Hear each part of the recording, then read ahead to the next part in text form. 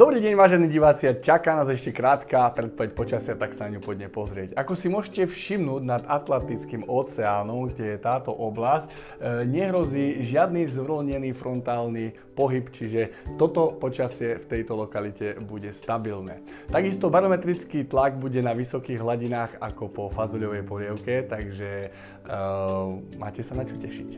No a keď si tu môžete všimnúť, tak celú túto oblasť bude ovplyvňovať tlaková výš, ktorá sa bude hrnúť zo severu, čiže prakticky vám to môže byť všetko jedno, keď sa budete nachádzať v tomto jednoizbovom byte, ktorý je dvojizbový na ulici Prostihovskej na sídlisku 3 v Prešove.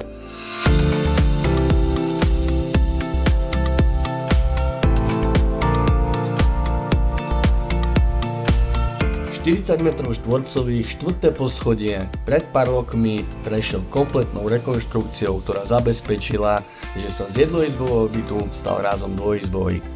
Nízke mesačné náklady v kombinácii s 2 izbami je priam ideálna investičná príležitosť pre tých, ktorí majú záujem svoju novú nehnuteľnosť okamžite prenajať.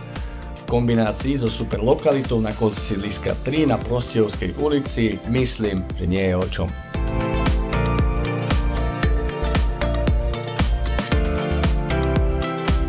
Ak teda hľadáš jednoizbový byt dvojizbový alebo jednoizbový byt s 2 izbami, tak toto môže byť niečo určite pre teba.